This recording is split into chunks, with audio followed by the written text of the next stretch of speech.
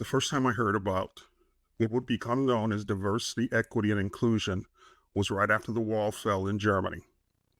I was part of that first wave of business people that sought to pursue opportunities in a newly globalized marketplace. It was 10 years later, or over 10 years later, in 2002, that Richard Florida reminded us that talent is your passport to the world. Almost 20 years later, the great pause in remote work opened our eyes to once again to the global opportunity space for talented people. However, you could make the case that what hasn't changed in all this time is the need for great leadership. People who can do more than hold a team together, people who can inspire them no matter where the individual members come from or reside today. If you are interested in unlocking global opportunities or the evolution of leadership, then we have just the expert for you. Micheline Germanos, global leadership, executive coach, and team coach. Micheline, welcome to the Subscription Maker Impact. Thank you for having me. What does effective leadership mean to you? It sounds simple. It's enabling self and others to be the best version of themselves. In reality, it takes a lot of work, personal and collective work, to achieve it. For a leader to enable a group of people to become the best that they could be, it requires creating a safe environment where everybody can feel heard, valued. It requires providing clarity of goals. It requires encouraging divergent and diverse thoughts and styles, and being open to be challenged, and being clear about what the collective goal is being pursued. It sounds simple. It takes a lot of work to enable that. That is why great leaders are to be treasured and sought after. Okay, so I don't want to be nitpicky, but I got to drill down a little deeper. Now, when you were giving me your criteria of what is great leadership, is there a difference between great leadership when it comes to the individual or coaching the individual executive versus great leadership when it comes to coaching a team? Is there a difference in who the person is? You know, coaching that person and helping that person become a better person versus coaching the team and having the team work more effectively. Is there a difference in that scenario? The difference is what you do. Coaching a leader there is always, the way I work is, when I work with a leader, I always want to have a systemic view, because this leader is operating in an environment. Helping the leader get clarity about where he wants to go, where she would like to achieve is really paramount. Working with a team is helping the team define collectively their shared purpose, from looking outside in, from understanding who are their stakeholders, who do they serve, what is the big why of this team, and then collectively unlocking the collective learning that would lead to it, the interrelationships, the metrics that they collectively want to hold themselves accountable to. This work is complementary. The difference the difference is really about the way the work is done. Now, I think I saw a couple of years ago that the ICF had introduced a new specialization, I'll call it, one for a specialization that was devoted specifically to team coaching versus, yeah, how does that work? How do they split the difference? It takes a different type of skills to coach a team. When you are an individual, so therefore it requires a different accreditation. So you can be a fantastic executive leader. That doesn't necessarily translate to you being a great team coach. That is why it's a different path of training and it leads to a different accreditation.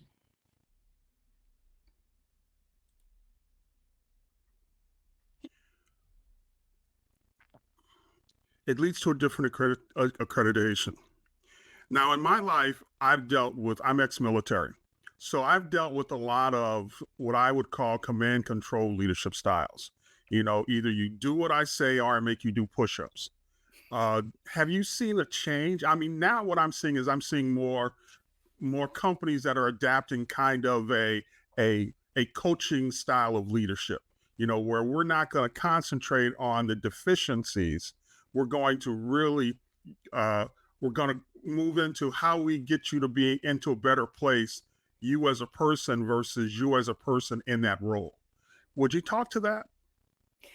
So, if effective leadership is about enabling everyone to reach their full potential, then it is obvious that command and control is not the ideal way to do it, because I would never know what will it take to make you the best. I need to empower you. I need to trust you.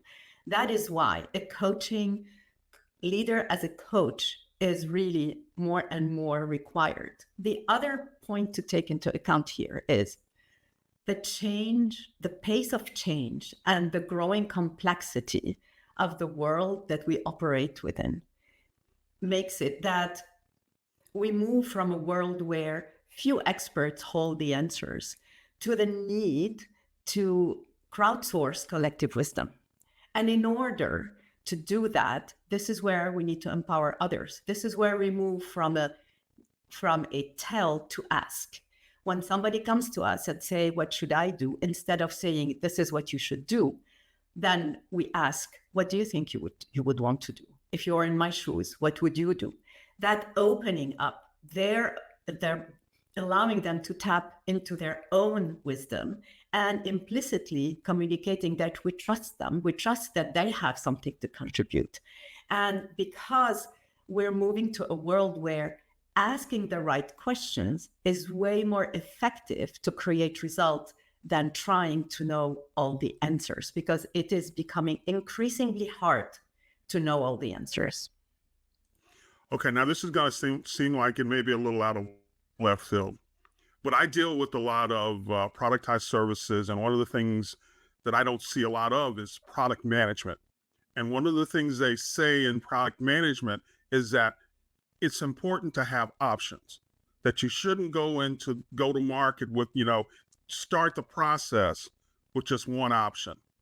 So does that tie into your better coaching styles, if you're asking people to provide you with more option, or in asking people, they provide you additional options? So if the question is there multiple way to reach an outcome? The answer is probably. And so if I have a very closed mindset, which is in order to do this, this is the 3 steps to do it, I am closing on a whole area of opportunities that I did not see.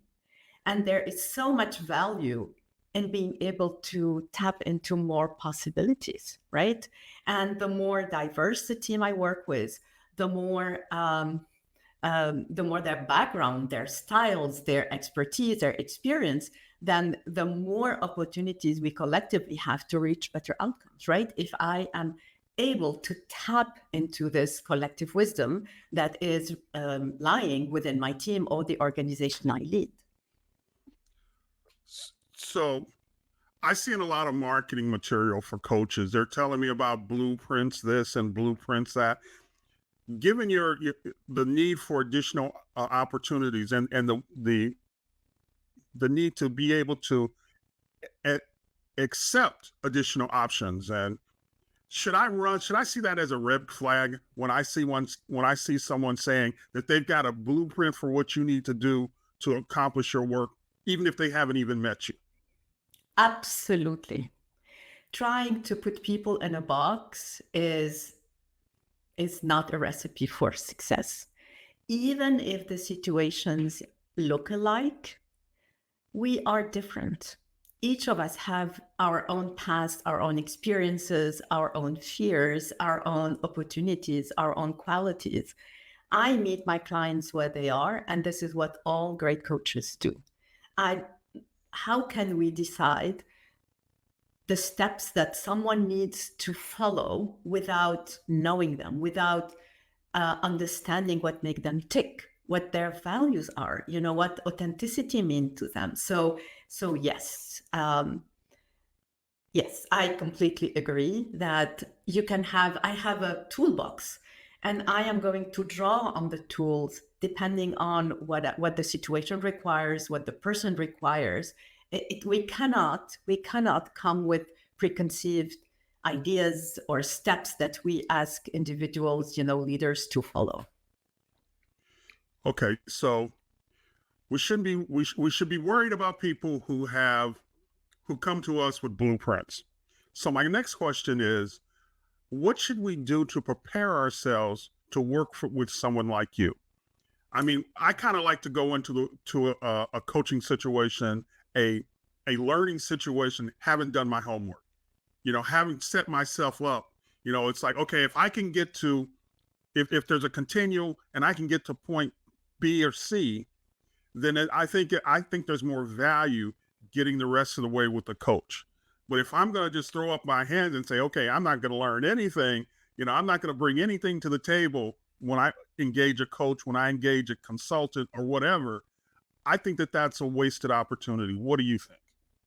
So I tend to agree with you. I absolutely agree that you need to have clarity about what you are trying to get out of this coaching relationship, right? So the first thing I do when I meet with a client is to try to understand and ask them, let's imagine we work together for 6 months. You're at the end of the 6 months and you're looking back, you're thinking, what a great, experience. What would have needed to happen? What would have changed? What outcomes? What tangible and intangible changes would you like to have occurred for you to feel that this was a great experience and that you got a lot out of it? So identifying goals is paramount. The other thing is the commitment to do the work. I pour my soul into my work, but I cannot work harder than my clients. So this is a question that I really get very often. How do you choose your clients? The one thing that I require is that my client is committed to the work as much as I am, committed to this change that she or he is seeking. Coaching is about enabling behavioral change. So being aware of what do we need to change and how, and being committed to the work that it takes is the keys to unlock success here. So what kind of time frame are we looking at? When I was working as a actual employee of a company, I would be asked questions like, how long will this take to complete? How long will this task take to complete? How long was this development effort take to complete? But but when I made the shift over and I started working for myself, the question became, how long before I see some change? Don't have to actually get all the way to the end, but you got to see something. In the SaaS world, we call it TTV, time to value. What kind of time to value? How long should we expect? Can we expect before we see some movement, something different? It can be very, very, very quick. I have a recent example of a client where she had a huge aha moment during our first session because we were able to uncover a limiting belief that she had, and everything became easier. More generally, 3 months, between 3 months and 6 months. At 3 months, you will see differences because I have a 25 years career in the high-tech industry behind me. So I've dealt with many of the challenges that my clients are dealing with, even if it's a different industry. This is something that I learned, regardless of the industry. Leadership challenges are and interpersonal relationships are the same. And so my coaching is very grounded in reality and pragmatism. And my past experience allowed me to quickly get the crisp of what's happening and jump in with my clients within the situation. Another thing that I deeply believe in, my clients are very busy. So giving them homework that they need to do on the side does not work. What works is embedding whatever change, whatever goal they're working on in their daily routine. So it becomes much easier to incorporate and to build this muscle they're trying to build, or experiment with the thing they're trying to learn. So that is why the TT time to value is short, 3 months to 6 months, and yes, that's my observation during my 11 plus years of coaching leaders. Now, the next thing I want to ask is about, I've heard people talk about going in and doing that initial discovery call, and they're saying 3 months, 6 months, 18 months before the change process. Do you also plan out the quick wins, or what I call impact sprints? This is where you're actually going to show something, give them some kind of win within the first month, something that they can say, we brought you in to make a change, and we know we can't get there the whole way, but I can get you something that you can look at, be it an assessment, but something that you can hang and talk to your management about and say, yeah, this is doing something. It's not just, basically me sitting on my hands waiting to collect a check. So let me just rephrase a little bit. I don't provide wins. My client do the work, right? So it's really important. So typically the process is, my clients own the agenda, right? They bring the agenda and we jump in, and there will be insights.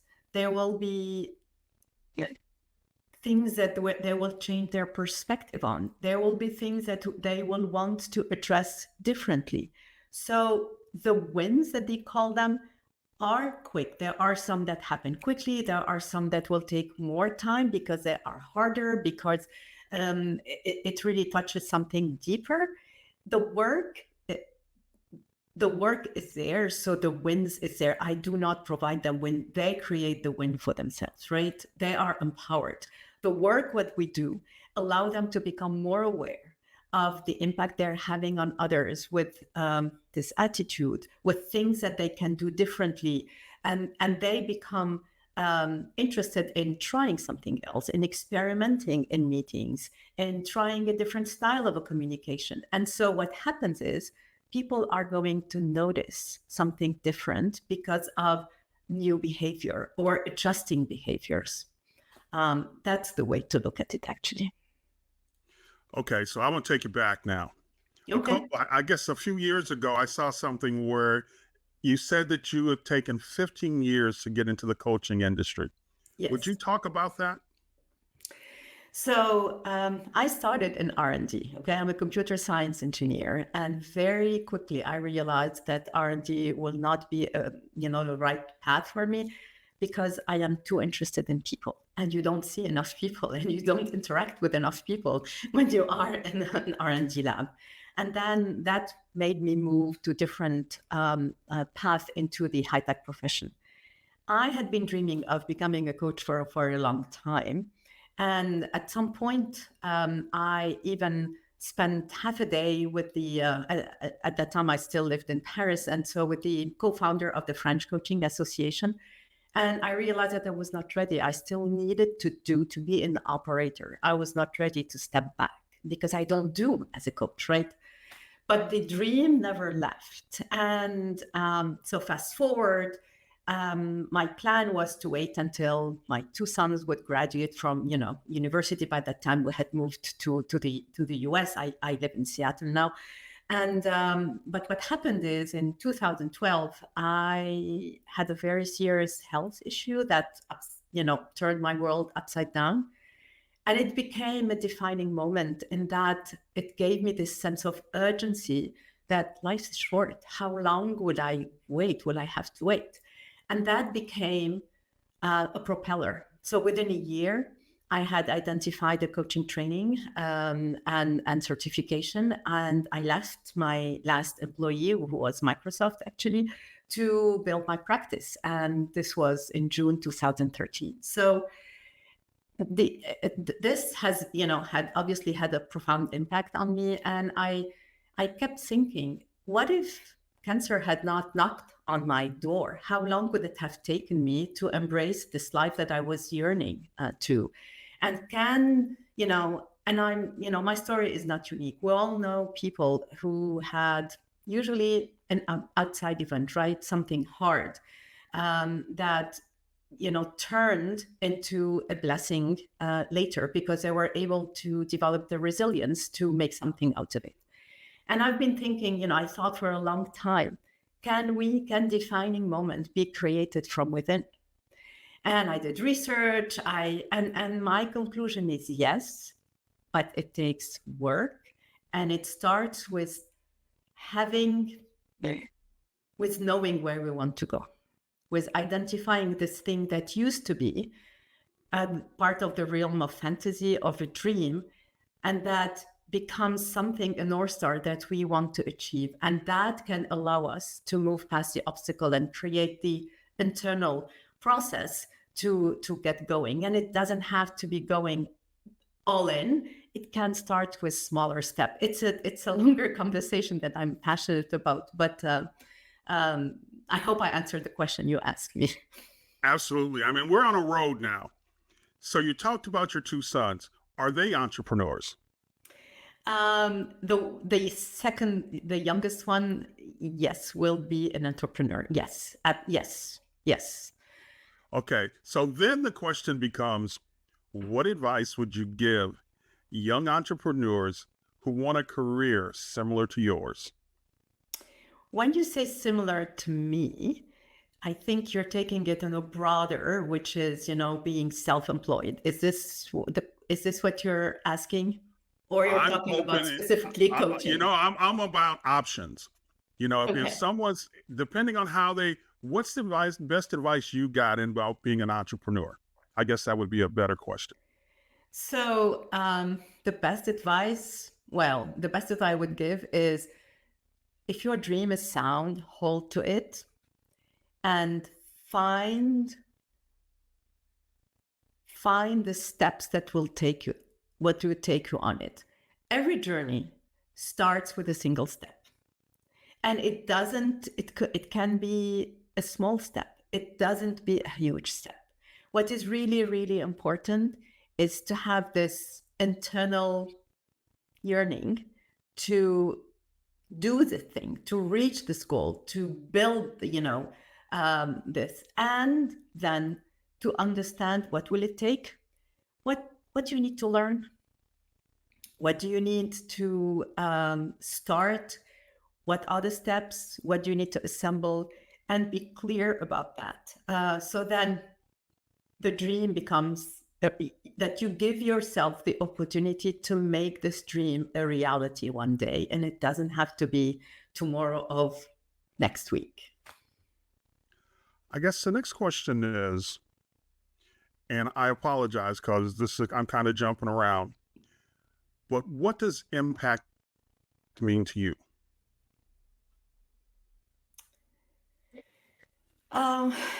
It's making a difference. Is if what you do makes a positive difference in the life of few or more of your life, the people around you, then this is impact. Obviously, if you're a leader in a Fortune 500 company or a startup, impact can be putting a product out to the market that responds, that answer needs. It's leading a team to do the best work that they can do, right? It's impact is contextual, right? So in essence is making a difference that you can be proud of, that when you look at it, you say, I was part of this, I enabled this, or I contributed to this, and feel really, really proud of that. That I think what impact is, right? And it can be small, it can be big, it's contextual and situational. Okay, let's spin the axis a little bit. Let's shift our focus just a little ways and say, Okay. if I'm a client and I come to you Yes. and I say I want to create or produce or deliver more impact to my customers, Yes. how do you coach that? I would want to understand what is her or his definition of impact. Tell me what would be different because of your impact. Tell me what do you think is a challenge in enabling this impact? What is holding you back today? These are the first, thing that I would want to understand, right? I would also, it's not my immediate thing, but something that will be interesting to understand is why do you want to, why is it important to have this impact, right? So that's where we would start. And that would allow to understand the roadblock and what is underpinning, and that's the start of the work. So on this podcast, we talk about podcasters as this generation's version of fire givers. And we talk about the guest of podcasters as catalysts. Okay. So as a catalyst and a guest fire giver, what are you most passionate about? And what tools do you want to hand down to the next generation? I am, and this is what part of why I came to coaching, I am passionate about possibilities. And you see, it takes, sometimes we're not able to see the possibilities. And what I'm very passionate about is enabling people, my clients, people around me, people I care about, to identify those possibilities and turning them into opportunities. And the best tool to be able to identify, to see possibilities, is to stay curious. Is every time we judge, we close a window that we will never open again. So if we are able to stay curious a little longer, if we are able to ask ourselves, I wonder, why is this? What would be another way to look at this? What am I missing here? Why did she say this? Why? And stay curious, then we have a higher chance of being open to possibilities and see them when the universe presents them to us. That is something I am really, really passionate about. Okay, so I want to go down the road just a little further, Okay. because what I see today is I see AI generating tons of opportunity, tons of possibilities. And I think what's going to cause us to break in the future is how we manage those opportunities. So how would you suggest we go about it? It's a very, very broad question you're asking. So again, I am going to try to narrow it a bit down to understand what is the context? What are we trying to achieve here? What are you dreaming about? What is this possibility? And not every possibility ends up being a real opportunity, right? Is how do you ask the right questions? What do you need to think about to assess a possibility and check if this is the right opportunity for you? And there is a lot at play here. There is self-awareness. Is this really what I want? Is it a shiny object, or is this really, when I look deep inside, is this what I really want? So there is both external work, understanding the context, but also there is inner work in terms of, is this what I really want? Am I ready to put the work to get it there? So that's how I would, look at answering your question. As we start to wrap, Micheline, is there anything you wish more people would ask you? That is a beautiful question. I would want, one thing that people could ask me is, how do I identify a good coach? Everybody can call themselves a coach. Not everybody is a great coach. So, a couple of pointers is, does this coach has an ICF accreditation? And very importantly, what is the chemistry that I'm feeling, right? Do I feel when I engage with this person, as you're asking question and trying to identify if this is the right coach for you, trust your gut. Do you feel that you would allow yourself to be vulnerable with this person? Will you feel safe opening up? Will you enjoy, coming to a coaching session with this person, right? So these are, I think, important questions to ask. Coaching is a gift. Coaching is about enabling us to become better. And the definition of better is very, very personal. And so investing a little bit in researching the right coach for you is really important in order to guarantee a good outcome. So is there anything new on the horizon that you feel comfortable sharing with us? I am going to resume writing more. I used to write articles, etc., and I didn't, I paused, and I am more and more compelled to resume writing. What gives me energy is all the experiences, the learnings that each coaching client brings, and so I'm very passionate about the work I do, as you can hear. I feel very, very, very grateful for the change I made 11 years ago. So now, does that mean you're going to venture off into the world of writing books? Who knows? The reason I bring that up is if you write one, you got to come back and talk to us.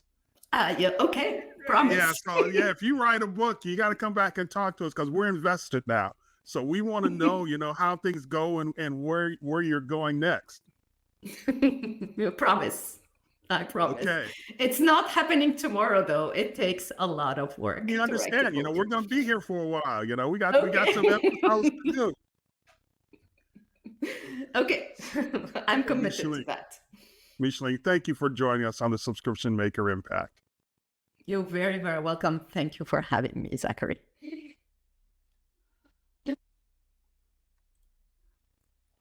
Before we wrap, too many people work way too hard and earn too little from their online businesses. You don't have to be one of them. And that's a wrap.